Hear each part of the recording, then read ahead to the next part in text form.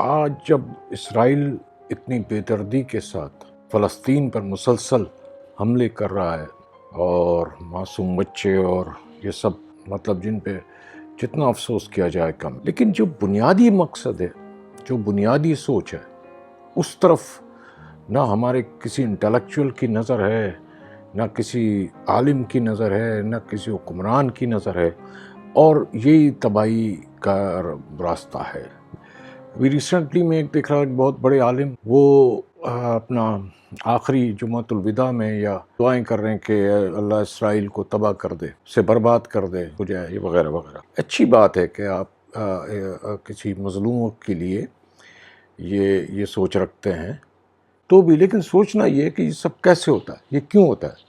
مجھے یاد ہے کہ جب 9/11 کے بعد جب امریکہ نے حملہ کے لیے پلان کر رہا تھا افغانستان پہ، تو میں ایک دکان پہ گیا، تو وہاں ایک ان کی دکان تھی، ہمارے دوست تھے، تو اس کی دکان پہ کراچی میں وہ لکھا ہوا تھا کہ قنوت امیر المومنین کا حکم ہے، قنوت نازلہ کا ورد کیا جائے تاکہ دشمن تباہ برباد ہو جائے۔ تو میں نے اس کو کہا کہ یہ کیا ہے، کوئی تیاری وغیرہ؟ نہیں، قنوت نازلہ پڑھیں گا۔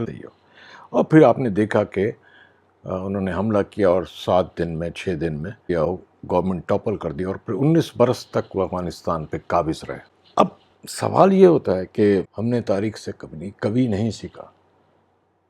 نوابزادہ نصر اللہ خان نے ایک بار ایک مشاعرے میں، وہ جو بڑا مشہور ان کا شعر ہے کہ کب اشک بہانے سے کٹی ہے شب ہجراں، کب اشک بہانے سے کٹی ہے شب ہجراں، کب کوئی بلا صرف دعاؤں سے ٹلی ہے۔ اسی طرح جب ہلاکو بغداد پہ حملہ آور ہوا تھا تو وہاں کے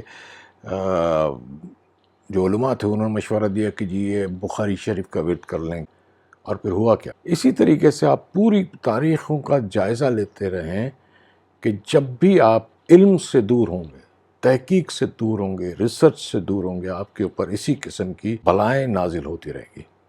سوال یہ تھا، جب 9/11 ہوا، ہم نے دیکھا پوری اسلامی دنیا بڑا جشن منا رہی ہے۔ اس کے بعد ابھی جو حماس نے حملہ کیا تھا اسرائیل پر گلائیڈرز کے ساتھ، تو اس پہ بھی دیکھا گیا کہ بہت لوگ، اور چونکہ میں خود اس بڑا ٹچی ہوں فلسطین کے اس معاملے پہ، لیکن ایک طرح سے عجیب مجھے سوچ ہوئی کہ کس قسم کے ریپرکشنز کو آپ فیس کر سکتے ہیں۔ یہ اس طرح ہے کہ آپ ایک چھوٹا سا کوئی بھیڑ ہوں اور بہت سارے بھیڑیے ہوں، اور بھیڑ جا کے بھیڑیوں کو چھیڑ دے یا ان کے ساتھ وہ کرے۔ مطلب یہ ہے کہ جب تک علم حاصل نہیں کریں گے، تحقیق نہیں کریں گے، نہ دعاؤں سے کوئی چیز ٹلے گی، نہ ہی کسی اور ہیلے وسیلے سے۔ صرف ایک ہے، اور خدا کا قانون سب کے لیے برابر ہے۔